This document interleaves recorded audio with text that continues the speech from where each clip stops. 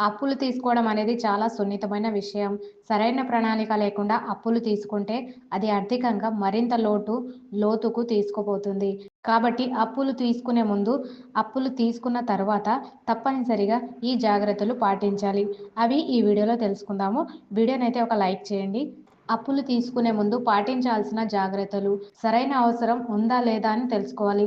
నిజంగా అప్పు అవసరమా? లేక ఇతర మార్గాలు ఉన్నాయా? అనే ప్రశ్నలకు సమాధానం తెలుసుకోవాలి. అత్యవసర పరిస్థితులు తప్ప ఆడంబరాల కోసం అప్పులు తీసుకోవడం మంచిది కాదు. తీసుకునే అప్పు పరిమితిని నిర్ణయించాలి. మీ ఆదాయానికి తగినంత రీతిలోనే అప్పులు తీసుకోవాలి.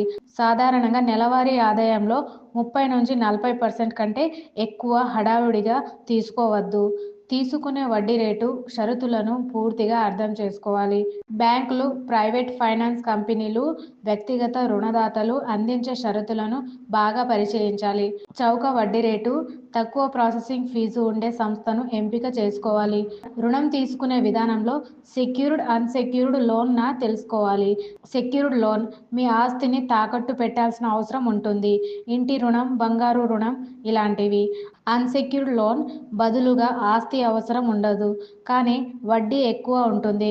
Personal loans, credit card loans ఇలాంటివి. రుణ చెల్లింపు యోజన తయారు చేసుకోవాలి. అంటే రుణాన్ని ఎలా తిరిగి చెల్లించగలమో ముందుగానే నిర్ణయించుకోవాలి. ప్రతి నెల ఈఎంఐ చెల్లించడానికి ఆదాయాన్ని తగినట్లు సర్దుబాటు చేసుకోవాలి. అప్పులు తీసుకున్న తర్వాత పాటించాల్సిన జాగ్రత్తలు. ఈఎంఐలను ఎప్పటికప్పుడు చెల్లించాలి.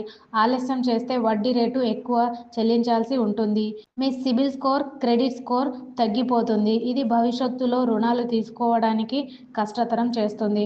అవసరమైతే ముందుగానే రుణాన్ని తీర్చేయాలి. మీరు తక్కువ ఆదాయం పొందినప్పుడు లేదా అదనపు డబ్బు వచ్చినప్పుడు ముందుగానే రుణాన్ని తీర్చేయడం మంచిది. ఇది మొత్తం వడ్డీ భారం తగ్గించడంలో సహాయపడుతుంది. అదనపు అప్పులు తీసుకోవడానికి ముందు ఆలోచించాలి. అప్పు తీసుకొని ఇంకా రుణమాఫీ కాకముందే మరొక రుణం తీసుకోవడం ఆర్థిక ఇబ్బందులు పెంచుతుంది. క్రెడిట్ కార్డు రుణాలను జాగ్రత్తగా ఉపయోగించాలి. హై ఇంటెన్షన్ ఉండే క్రెడిట్ కార్డ్ రుణాలను ఎక్కువ ఉపయోగించకూడదు. మొత్తం బిల్లును పూర్తిగా చెల్లించడం ద్వారా అదనపు వడ్డీని నివారించవచ్చు. వడ్డీ తగ్గించే మార్గాలను అన్వేషించాలి.